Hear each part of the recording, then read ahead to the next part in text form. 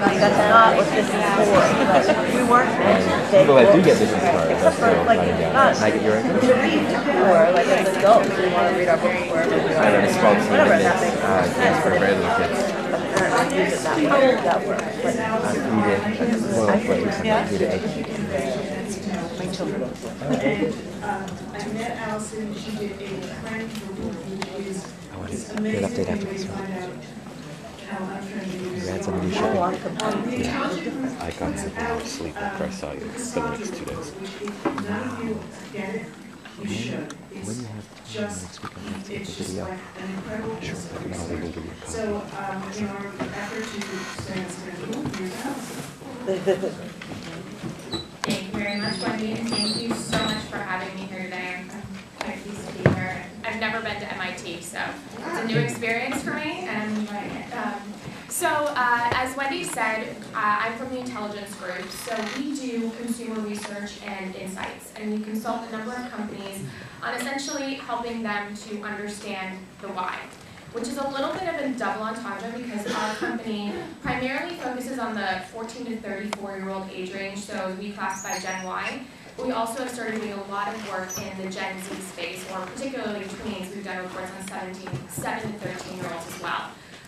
But essentially what ties all of our research together in our syndicated work is we help our clients understand the why. Because what we really have found over the past 15 years of doing our research is that everyone in the room here, you want to know why things are happening. You want to know why young people are making the choices they are. They're pursuing certain things, using certain products, because that essentially gives you more insight into how they work and what you need to do to address their needs. So I want to just tell you a little bit about our company, so it'll give a little bit of context to the information I'll be sharing with you today. But as Wendy mentioned, so we published a Cassandra Report, we published a syndicated quarterly study that's a combination of qualitative and quantitative research. We believe that you need that qualitative component to help link the story together and provide really deep and rich insights and again, help understand the why behind consumer preferences. We also do live presentations, similarly to what I'm doing today and what Wendy saw at our Trend School presentation. We also do proprietary research for clients as well. And I encourage you all, if you take nothing away from this presentation today besides this, you should sign up for CassandraDaily.com, which is our daily newsletter. It gives you a bite-sized trend on what's going on in the marketplace. And it can cover everything from technology, which is obviously really relevant to everyone here in the room today, to fashion, beverage. It covers pretty much every category, and it's really, really interesting, no more than 500 words per day. So something to check out, it's free. It's by far our client's favorite product. And just so you know where we get this information from, we have something that we call our online opinion network. So what we've done over the past 15 years is we've grown this community of consumers, and they range all the way from your 7-year-old tween to the parents of those kids, all the way up to the 40s. And we've cultivated this community and hand-recruited these consumers to help inform our research. And what's really great is we have conversations with these consumers on an ongoing basis, almost every single day. And we also, we take that information to our syndicated report, the Cassandra Report, but also when we do proprietary work for our clients. And that, community is where this research that I'll be sharing with you today really comes from. It's the lifeblood of the work that we do. So I just wanted to show you a snapshot. It's a little bit like a Facebook because this is a community and an environment that is really, really comfortable for consumers, as you heard a little bit earlier in that earlier presentation, but as I'm sure you're all aware of as well. So. And then I just want to give you a snapshot of who we work with. So across a number of different categories. All right, so let's dig into the content and the information. So I wanted to provide you with a look today on the consumer that we see in our business and how we classify both Gen Y and Gen X consumers. Gen Y and Gen Z consumers. Gen X will be a little bit older for this presentation today. But so I wanted to just show you how it is that we identify them at the Intelligence Group and how we think about them when we approach our research. And I thought it would be a fun way to kick off these generations by showing you a quick video for each of the generations, because we like to say that generations tend to resemble their times rather than their parents. So I'll talk about this in a little more detail, but it's really, I think, important to see where Gen Y and Gen Z come from a cultural standpoint and what's going on in their world. So I'm going to play a video.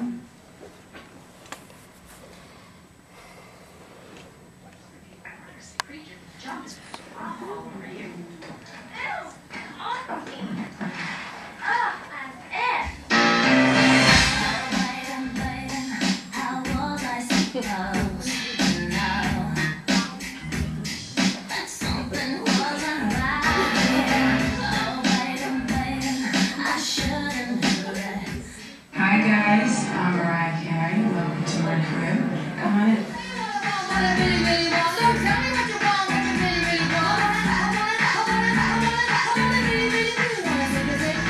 If you wanna be my lover, you gotta get with my friends. Make it last forever. Friendship never I did not have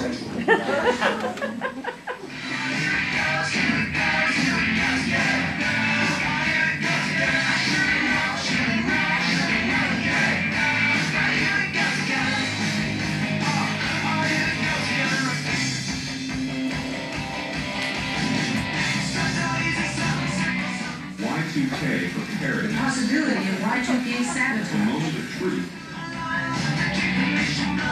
I'm Elle Woods, and this is Freezer Woods, and we're both Gemini vegetarians.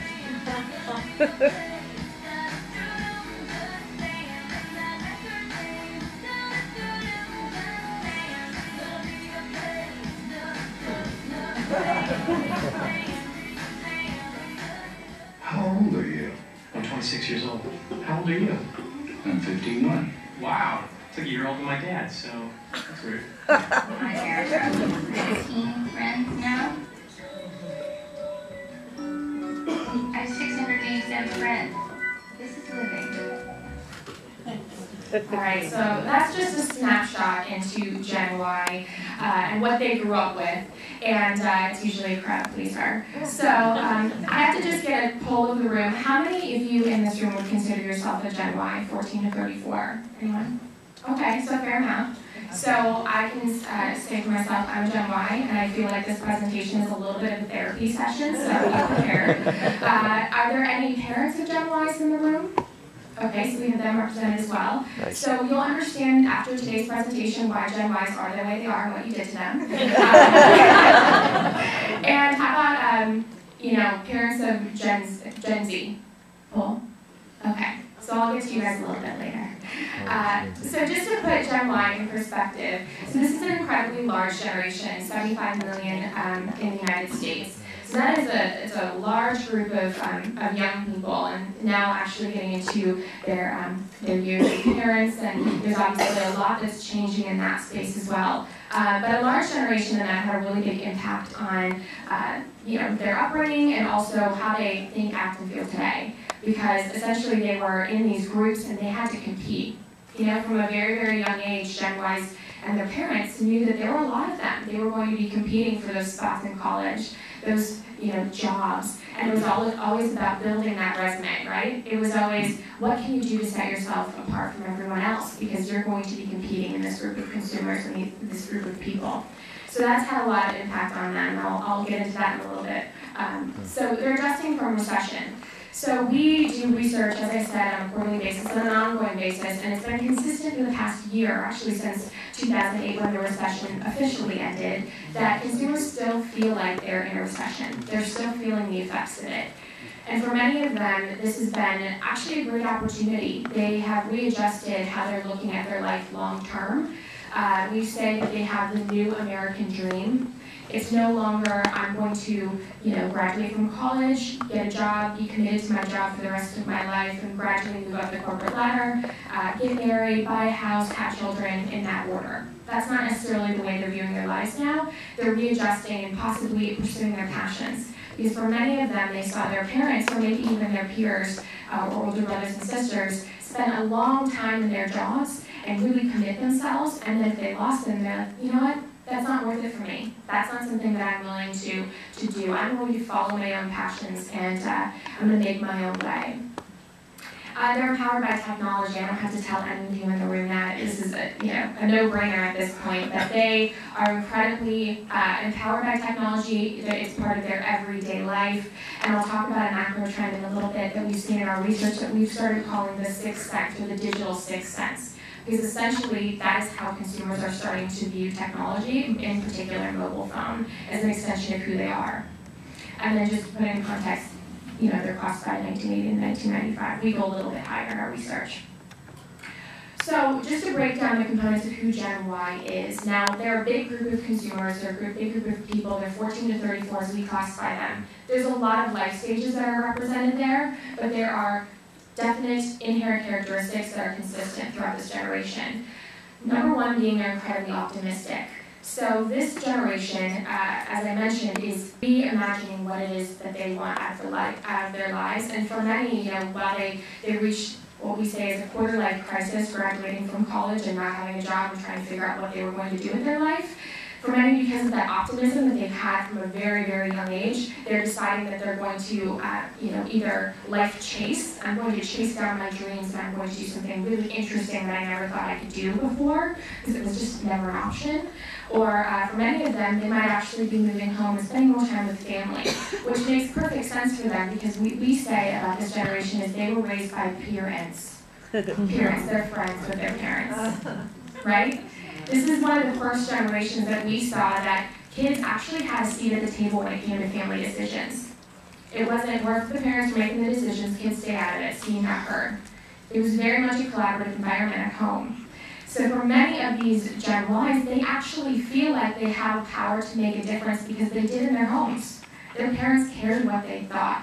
And their parents wanted them to share, how was your day? What do you think about this issue? What do you think we should buy? What do you think we should watch tonight? Everything, right? So they've taken that into their adult lives, and they've seen that they can make a difference at home, and they've taken that and said, I can make a difference in my day-to-day. Which I think is really apparent when you look at all the different social movements that have happened in the past year since Occupy, with Sony 2012, you have SOPA, people, this motivated group of consumers and people who believe that they can make a difference, and they have an optimism about it. Gen X, I'm not going to get into Gen X today, so sorry everyone in the room. But if you would have asked Gen X, do you think you can make a difference when it comes to these large social issues, most of them would have been like, it's just the way it is. It's a generalization, but that as a whole is how Gen X has operated, and Gen Y thinks completely different. And this generation was raised on praise. So if you were raised on praise and given a trophy for practically everything, you can imagine that this would be an incredibly optimistic group, right? This is the first group that showed up at an event, and congratulations, you get a trophy. So,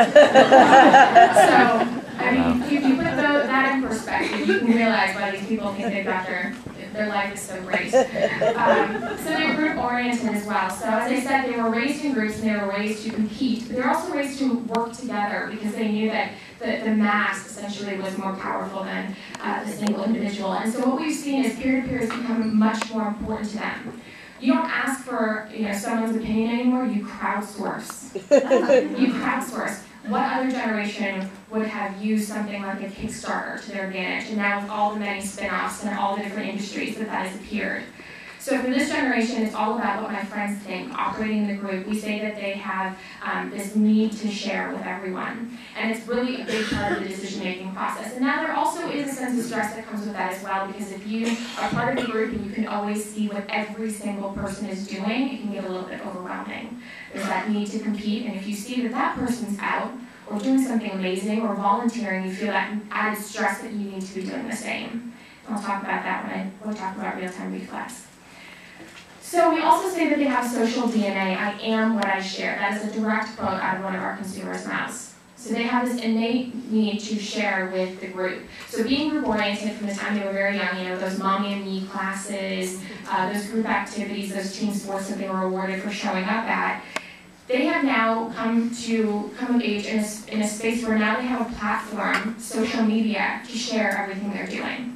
So you have that group-oriented nature, the technology to do it, and it's a little bit of a perfect storm.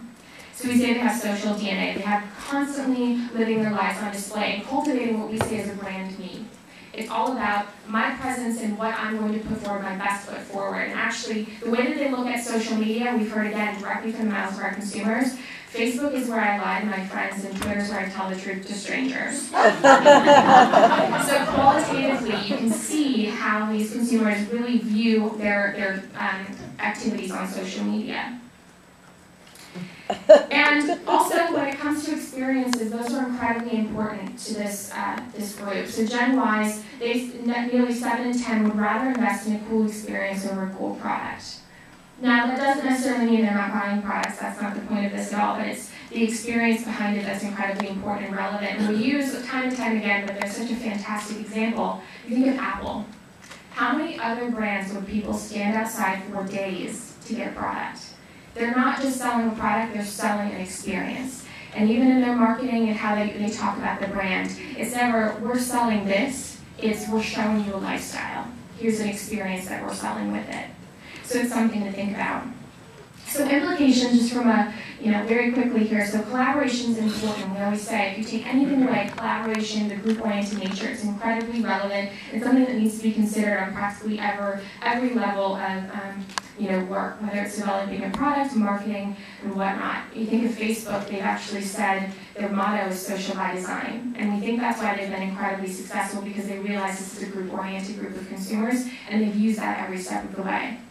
They expect transparency, so if they've always had a seat at the table with their family and friends and their group, their groups, they expect brands to be the same way. So we talk to a lot of brands, and they say, what are we going to do to talk to these people, these consumers? They're so different than consumers past, and they have so much spending power. We really want to be able to communicate with them. They don't want to be sold; they want to be partnered with, and it goes back to that collaboration as well. So we say transparency is key.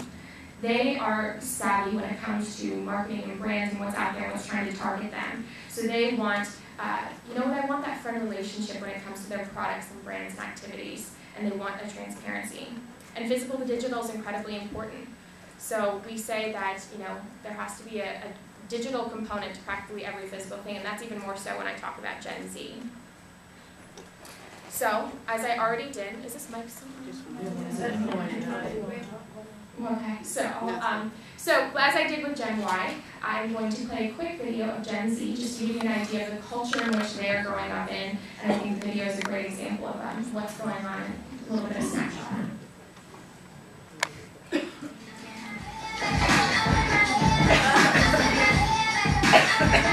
I'm PC and I'm 4.5. People rapping about their cars and their money. Why would you rap about your stuff? That's just fun. Prostate treasures. Beth Ann, 3,000 texts last month. NWRUS. So it's over. So I'm unfriend you. You're the best I ever knew. So I'm unfriend you. Hi, my name is Madison, and I'm gonna say some brushes and some little makeup. I'm just being me, watch me do me. I don't need no next. Hey, Susie, how much is this? It's got a calculator. Thanks, Dad. Thank you. And that's just the first quarter. One day I'll be rich and famous, but for now I'm stuck in middle school with a bunch of morons. You see, somehow the world will change for me and be so wonderful. Why are you so sad, huh? Because why? Because I love Crush is not kind of like a good thing or a bad thing. They kind of go up and down like a stock market.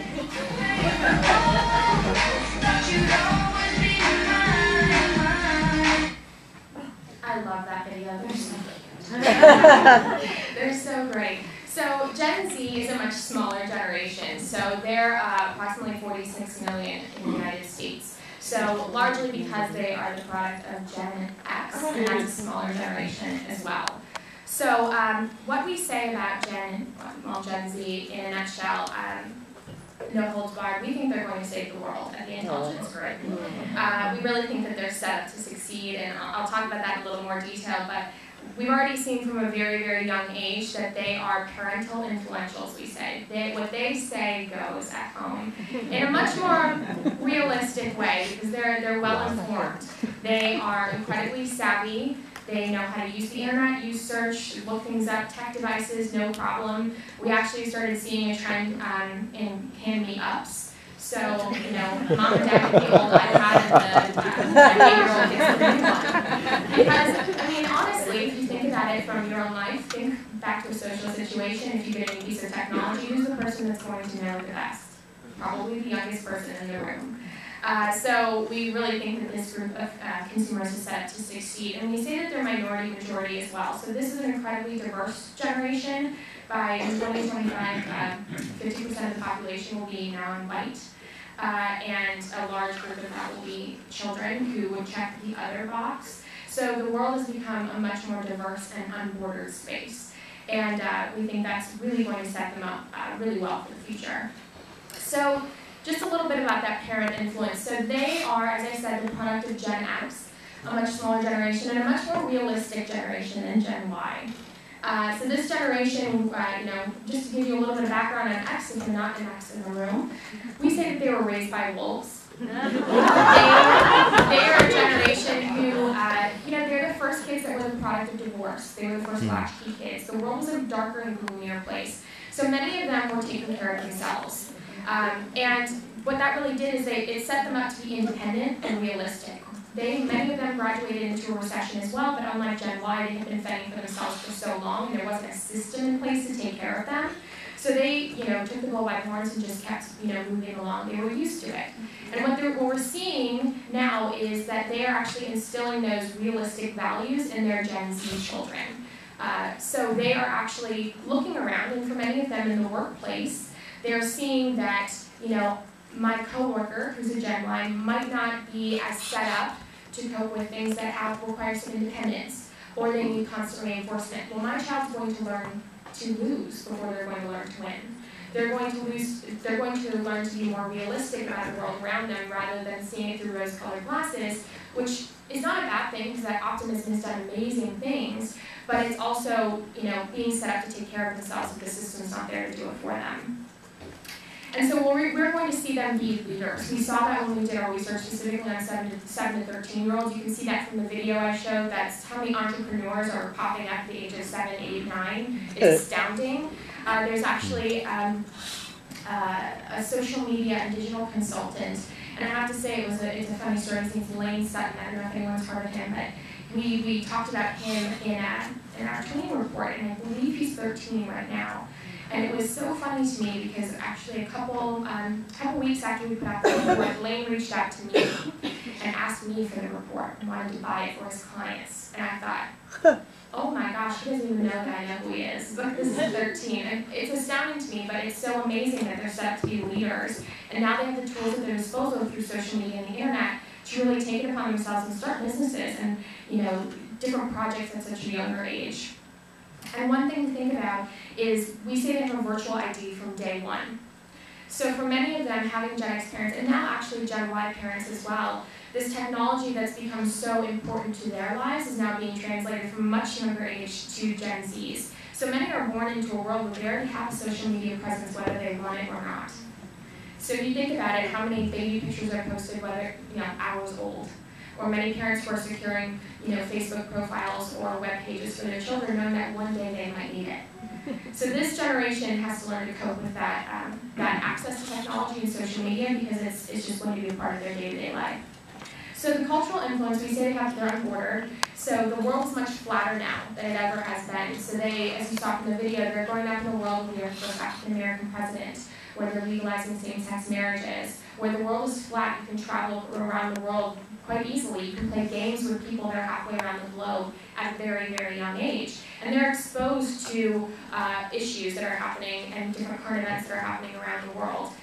There was a couple years ago, I don't know if anyone saw it, there was a video that came out and it said the world according to a 10-year-old. And it was, they didn't know what the sound of a dial-up was. They had no idea. But yet, if you ask them what 9/11 was or what global warming was, they were very, very aware, even at 10 years old. So So they're much more exposed to these ideas. And when we talk about brand me with Gen Y, we're seeing it even more so with Gen Z. So again, that goes back to the entrepreneurship. And we're also seeing what we say is the digital to physical fluid integration. So, it was mentioned in the earlier presentation that all of these different toys that they've grown up with have, webcams, have a virtual identity. There's a digital presence to physical objects. And what we're seeing is implications on how they're going to view ownership in the future. And we call it millennialism, or millennialists, so anyone try to say that 10 times fast. But they're aware of the recession. So for many Gen Zs growing up, they know that their parents are not able to buy them things that possibly other kids are getting. And they're much more realistic about that. So there's this new sense of ownership. So, this idea that the digital to physical fluid integration, we talk about this idea of the cloud. And now items can be hosted in the cloud. It's not just video files and music files. There are items that are now hosted, whether it's something like Airbnb, where you can use a house whenever you need it. You can just find one online, or someone's car. There's something called neighbor goods, and this is for the older group of consumers. But as you can see, these things will be around when Gen Z comes of age. And they'll be less concerned with necessarily owning physical possessions as just having access when they need it. So that's something that we're seeing early indicators of. And we're also seeing a tendency to digital hoard. So rather than necessarily having a multitude of products at their disposal and toys, they're looking at more digital items, and they're hoarding them digitally because they're having access to whether it is all the music that they want or all the virtual worlds and gaming that they want, because it's not something they're seeing physically in their day-to-day life, but they have access. And one thing to consider we've seen in our research, and I'm sure this number's gone up since we did our last report on tween, but 71% of the tweens that we talked to want a tech gadget over a toy. So for them, they are more interested in technology. Obviously, having that tech component to a toy is incredibly important and something to consider going forward. So implications here on Gen Z, they influence their parents a great deal. It's not uncommon for us to go in and talk to our clients and for them to have some kind of anecdote about their child having a box from Amazon delivered to them, and after searching around and trying to figure out who in the family sent it, the child actually had gone on and done it themselves. So they are, influential in what they want. They know how to search it. They can make a list for themselves and, give it to their parents. Here's the websites you go to buy items for my birthday. It's no longer that listing crayon, it's nice PowerPoint format. And quality over quantity is incredibly important, something to consider. And they're more realistic when it comes to the products and services they want because they're just more well-informed. So it's something that we think is really interesting, and we think, again, that they're going to save the world essentially, because if you think at a young age you're already exposed to all of this stimuli and technology, and it's just so intuitive to you that there's no real learning curve. You can jump into the work world, I guess at 13 if you wanted to start your own business and be completely set and prepared because your parents are realistic and you're exposed to the world around you. All right, so that's the generations as we see them in a nutshell, and I just wanted to share with you now a few macro trends that we've seen recently in our research and also some examples in the marketplace. So we've talked about this for a little while, but I think it's important because it's something that is going to take place for the foreseeable future. So we identified something we call the real-time reflex. So the real-time reflex, we're living in a different world today. The sense of time has decreased significantly. It's no longer what's happening today, it's happening, what's happening right this second. Now I like to see the looks of panic on people's faces when I say, just picture this for a second. So as we're sitting here, think about how many emails you're getting, how many text messages, perhaps Facebook posts, if you're on Twitter. What could be happening in the news while we're sitting here right now? You think of all of that information and how overwhelming it can be. And this is the world that Gen Zs and Gen Y have come to know and had to operate in. So what we see for many of them is they're developing something called FOMO, which I'm sure you guys have heard before, but this fear of missing out. Or we say in our company we have FOMA, fear of missing anything. But there's a sense that there's so much going on in the world and there's so much exposure to it, you have to be constantly aware of what's happening. It can get overwhelming and a little bit stressful. There's also the sense of e-guilt. So whether it is, a baby blogger, which I'm sure doesn't feel e-guilt yet, but will soon, or an adult with their own blog or email, there's a sense that when you start up that email or that blog and you haven't posted in a day or two, it's, I'm so sorry I haven't posted. That's how they start. It's this sense of guilt that you feel because you live in this real-time world and you're expected to be always on. So I wanted to just play a video again, it's the last one, but this is some of our consumers, or older Gen Y consumers, talking about this idea of real-time and how they feel affected by it on a day-to-day basis. I don't know where to start. I am so overwhelmed by all the information that's coming in at one time. I mean, my RSS feed is like, totally going crazy. My Twitter's over here on my BlackBerry going off. Facebook's pulled up on my screen, and it's just, it's intense.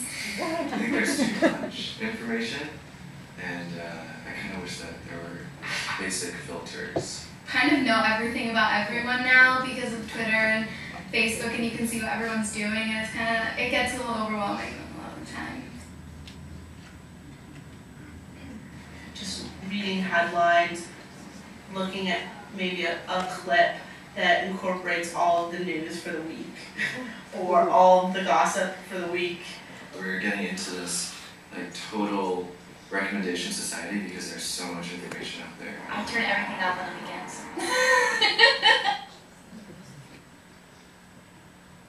Just move on. I don't really worry about it. Just on to the next, you know, it's gonna be more things coming in, flooding the scene at the time, so just keep going. That gives me a little bit of anxiety watching that video too. So what we're seeing is this need to keep up with information. The world's not changing. I don't know if anyone reads Fast Company, but there was an article a couple of issues ago in the cover story, and it said, we're in a generation flux. Things are changing, and they're going to keep changing, and things are going to morph, and you have to keep up. The world it's not going to go back to the way it was before. And it's important to realize that technology does play a big part in that. So 70% of the consumers that we talk to say that they're plugged in when they're at home relaxing. So it plays a big part in their day-to-day, and it's obviously a constant source of that stress.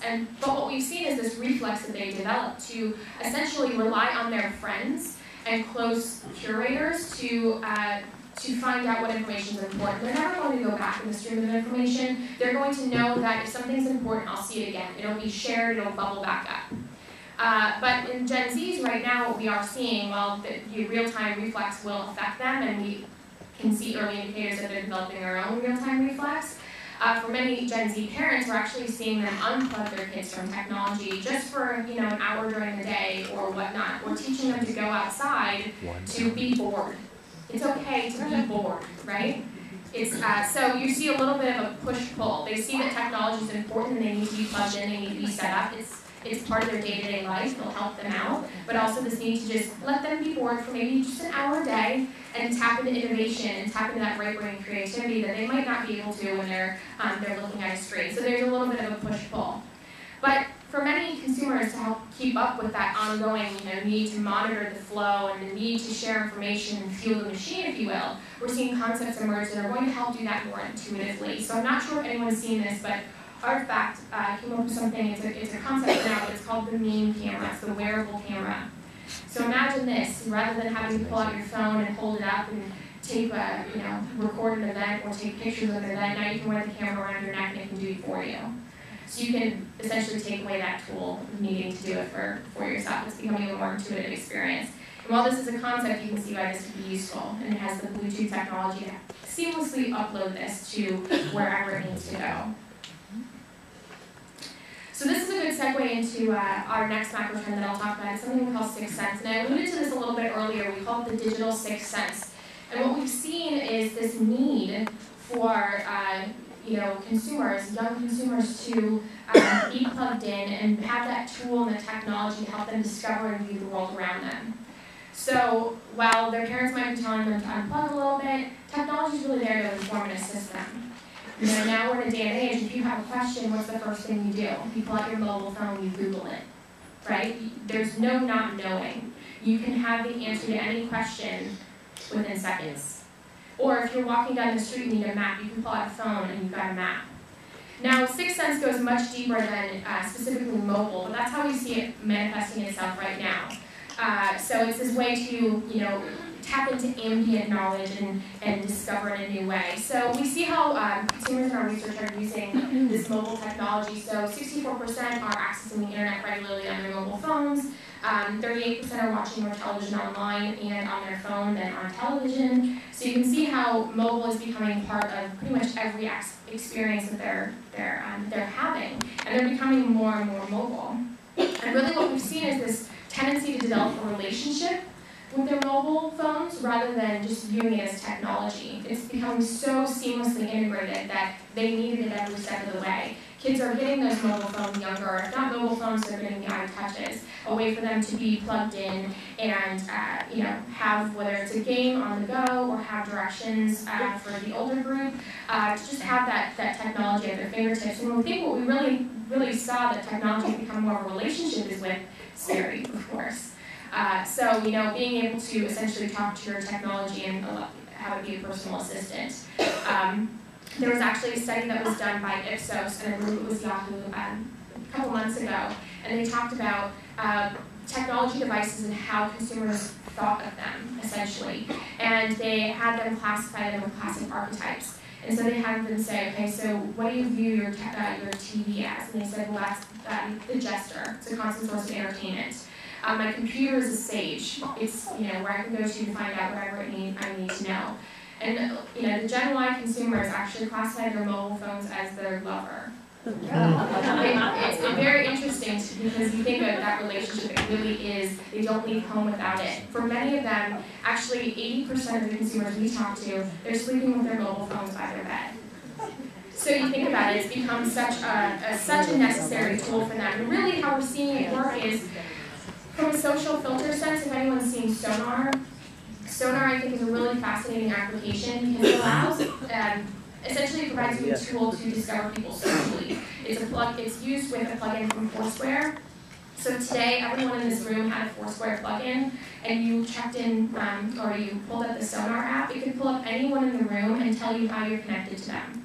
If you share Twitter followers, if you have commonalities in your Facebook friends, it'll tell you a little bit of information about them, so you can essentially walk up to anyone already informed about who they are. Now imagine, this is something that's pretty new, but imagine that for future generations by having that tool that's essentially going to inform and assist them in social situations. So a little bit of a scary thought, but something that's out there nonetheless. You think about augmented reality. Augmented reality, we've seen that's many different forms of this emerge, and one of the most interesting ones I think as of late is the Amazon Flow app. So if you think about the Amazon Flow app, it uses image recognition and layers information about products on top of the products in the store using a mobile phone. So you can essentially pull up the app in any store, and if Amazon sells it, it'll give you the price information and additional information right there in store. So it's essentially making stores 3D catalogs, which can be incredibly scary for retailers, but is a necessary tool now for the consumer. And also augmented reality from just a more lifestyle approach. You think of Smurfs, there's a company out there called Gold Run. And Gold Run does augmented reality experiences for consumers. And they've done them with Esquire, so from where the adult set, and they actually did one promotion in December with Smurfs movie. So if you think about kids now, you can see in the picture right there, who are used to going out and using mobile phones. Their parents are constantly handing them a mobile phone, or they have an iPod Touch. And so they can go out into the world and see all this digital content that's layered on physical items. And this is what they're used to. So these are the things you have to be aware of going forward, that this is what the world that they're growing up in. And you think about gaming. I know that that's going to be a big focus throughout the next couple of days, but I just wanted to pull a few examples that we, the Intelligence Group, that were interesting. We tie everything back to the consumer perspective and how they grow up, and if you think about games like The Life of George, if anyone's seen that, where it's essentially creating that fluid integration between the digital and physical world, where you can build your Life of George image and then use a mobile phone to check the technology and get points, and it's very seamlessly integrated. Or the way that gaming is changing the real world, where you can pull up a mobile app like Third Eye from Butyl, and you can essentially get recognized through image recognition and be put into a team and battle people in the real world. It's more of an adult game, it's vampires and slayers, but still interesting nonetheless. Or Shadow Cities is another game that's similar, but it's adding that gaming element, that digital element to the real world experience. And we find it very, very interesting and something that's going to continue going forward. And I had to bring up this example too because this goes into the more, recurrent as well, singularity type, integrating technology into the human experience. This is the next step in that. It'll be interesting to see with Google's Project Glass where this goes, but the fact that at the end of this year, there are discussions, they're already testing this technology where you won't even necessarily need a mobile phone, you can view the world through glasses that deliver you information seamlessly. It's incredibly interesting, and this is the world in which Gen Zs are growing up in and Gen Y is becoming accustomed to. And things that need to be considered is, they are social, they want to be plugged in, they're dealing with that real-time reflex. So technologies like this are allowing it to happen more intuitively. So, to sum up this presentation before we get into questions, it's a lot of information to digest. But what it really means is there's this reconfiguration of the idea of loyalty. There's a difference in how this consumer is going to view the world around them, what loyalty is going to mean. In a real-time world, we hear our consumers say, oh yeah, I've been loyal to that brand for forever.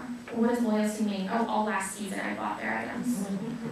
Because the world has become such a more condensed space, time has changed so significantly. Loyalty is changing. They're also looking for those experiences that add to the product, something that they can feel more of a connection to. And there's a reconsideration of the idea of engagement. Engagement is incredibly different. It's having that digital and physical component that's incredibly important to engage them.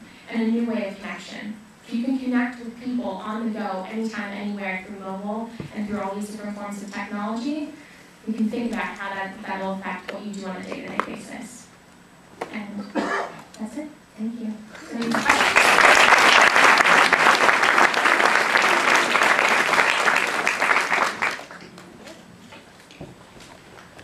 So 2 quick questions. One is, you mentioned the M word in there, so I'm going to bring it up. I don't think you can be the parent of a teenager now about defensively learning all the current memes. Is this kind of like, this incredible influx where it seems like there's a new meme every day that the kids are referencing?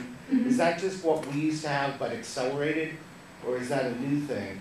And then the other question is, there's this incredible sharing on the part of the workforce, but they're also getting the message now, if you do this when you go and look for a job, they're going to be looking at every Facebook picture you ever posted. Which end of that do you think is going to change? The expectation of the workforce or the hirers about what kids are sharing? Or are the kids going to start to close down as they realize they have to eventually get a job? Okay. Well, I'll answer your first question first. It's interesting you brought up meme, and I love how you call it the M word. I've never heard it. I was like, oh no, what did I say? So we actually published a digital report in the fall, and we actually did a section in digital marketing called meme, because it is a relatively new phenomenon to us. That's what we've seen. But when you have social DNA or Gen Y, it's not surprising. And I think it is a combination of what there's always been. There's been social currency, whether it was the band that you knew or show you went to or something you participated in school. There's that social currency of being in the know. But now, obviously, with social media, it's sped up so significantly. And now something like a meme is something that you can take and mold and shape and create and make your own. Put your own stamp of approval and your brand me on it.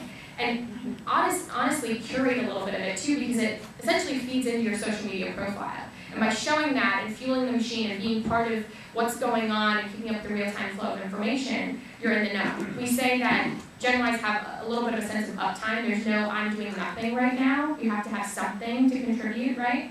And memes are a big way to do that. And regarding your question with the workforce, we tend to think that as Gen Ys get older and they are so accustomed to sharing information that we think the workforce and the way that business is done is going to change.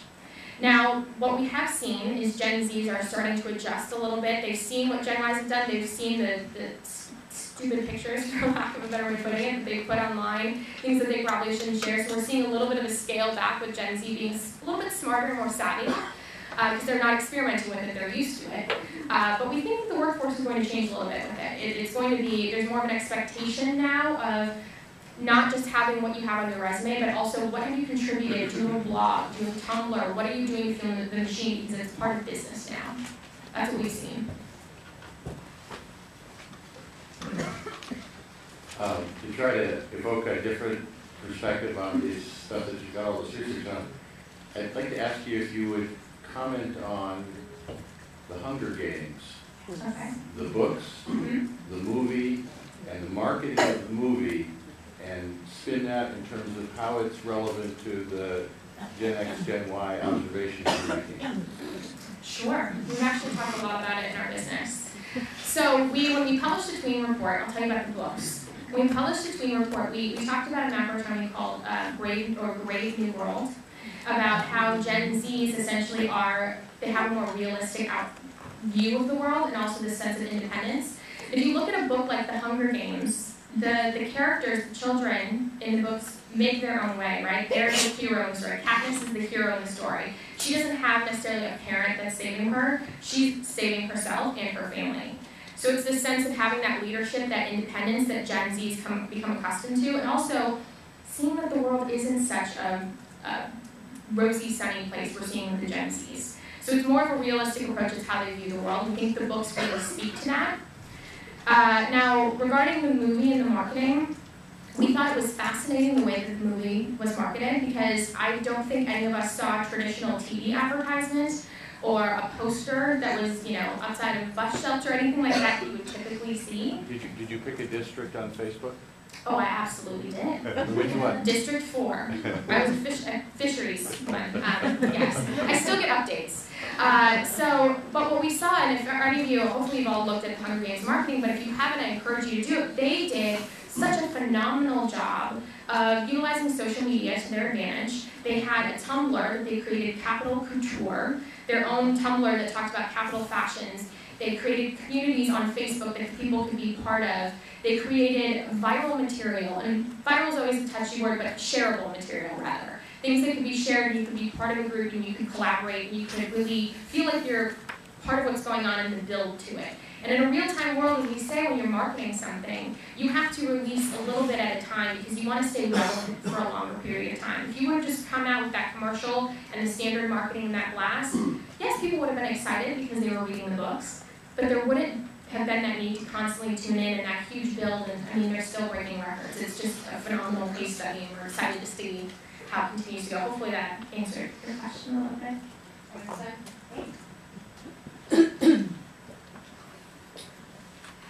As a Gen X parent of Gen Z kids, like little kids, I feel like the messaging of screen time instead of screen time limits is constant. Can you talk a little bit about how screen time limits have played out for Gen Y and Gen Z?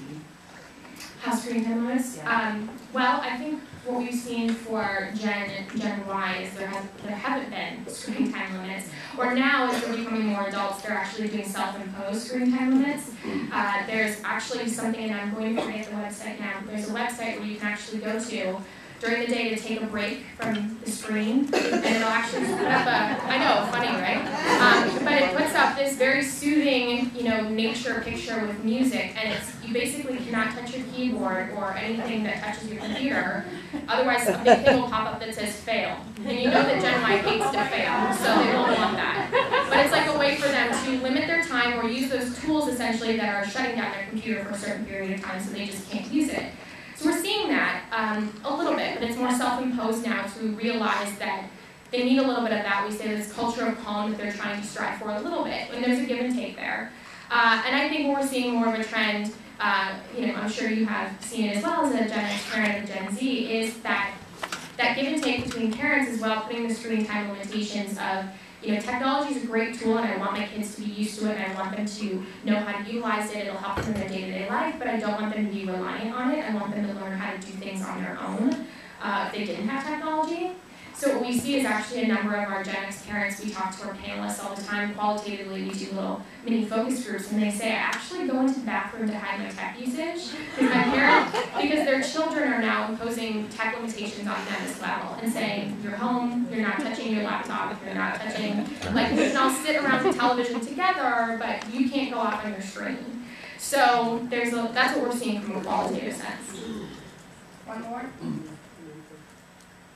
Oh, way in the back. Oh, hi. So you mentioned Gen Z's in terms of minority, majority, or people of color. So the Pew Report was released. I can sit down. So the Pew Report was released a couple of years ago that revealed that within generations that people of color or the people of color are coming up right now tend to use technology differently, and even more so on different platforms. So you have a Twitter, you have the wide use by African Americans, Gen Y as well as Gen Z. So what, I didn't hear that necessarily reflected in this, but what are your sort of findings in terms of the trends? Who is creating material? Who are the producers as well as the consumers in terms of people of color? How is the market being reactive to the changing demographics? Yeah, no, that's a great question. So I should preface our research by saying we, when we do our research, we do it nationally representative. So we don't specifically go into, for any of our reports, especially with Gen Zs, the younger set, specific breakouts of ethnicity or children of color. You know, for me, I can take a best guess at it.